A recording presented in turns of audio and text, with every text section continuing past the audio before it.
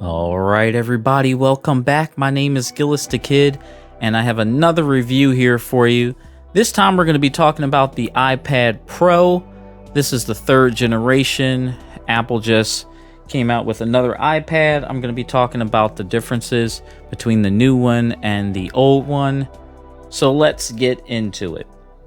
So the first thing you're going to know is that the new iPad looks exactly like the first generation. I skipped the second generation because the only difference was it had like an updated camera. But the first generation iPad was definitely one of my favorites. Performance wise, absolutely amazing. I never had a problem with the batteries either. And the first generation looks exactly like the newer iPad. It's just this had one camera and this had two. So if you look at this one, it's got one camera right there. This was the space gray iPad Pro, and it came in 64 gigs of storage. It was pretty bright too. One thing I like about iPads is that they're very thin, they're light, and they're portable. So you can slip it right into your backpack or whatever you're going to be using. It's very lightweight and you can carry it around. Now, the new iPad Pro, the main difference is the M1 processor that Apple came out with. So I've been playing around with it for maybe about a couple of hours, and it's super fast. Actually, yeah, let's take a look at it. I've even played like my PlayStation 5 games on it too. So this is what it looks like. It still uses gestures. There's no home button or anything, and it's super fast as far as performance goes. And then on the back, you'll notice that it has two cameras instead of one. So you get the 12 megapixel ultra wide camera, and then there's a 10 megapixel wide angle camera. One thing I like about iPads is that they have 4 different speakers on it. So you get 2 on the bottom right next to the USB Type-C port. And then there's 2 speakers on the top right next to the home button right there. And this is the silver third generation iPad Pro. I got the 256 model this time. So yeah, let's talk about that. Now, one of the first things you want to know when you purchase an iPad is exactly what you're getting. So Apple, they will charge you for iCloud storage if you run out. So just keep that in mind. They're not like Android tablets where you can just buy an SD card and add more storage. So iPads, they come in like 2 different versions. So there's a Wi-Fi only version, which starts at like $800, and then there's a cellular model. Those are iPads you get from like your cell phone carrier.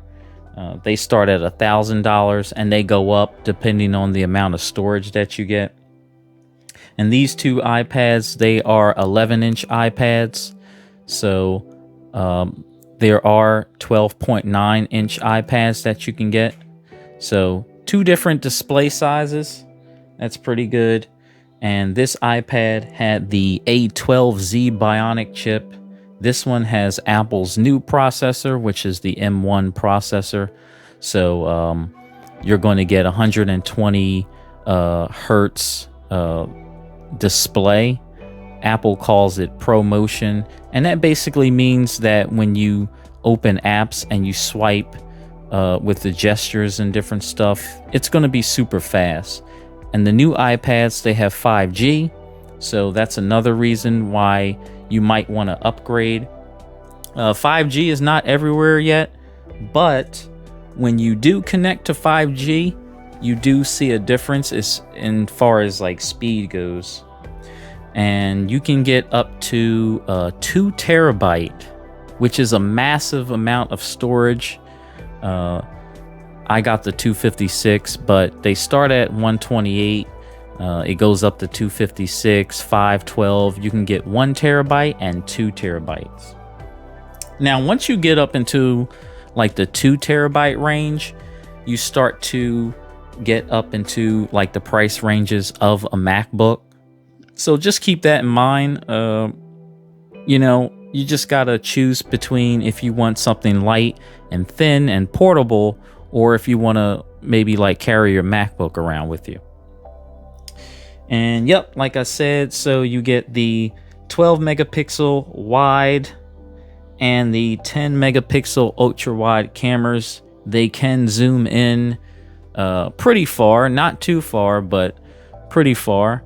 And I've never had a problem with iPad cameras. I don't really take a lot of pictures with my iPad, but when you do take pictures, they come out really crisp and clear.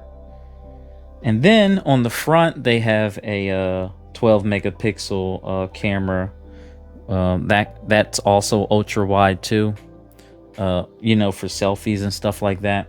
And then at the bottom, they have a USB Type-C connector that I showed you. It also has support for Thunderbolt 4.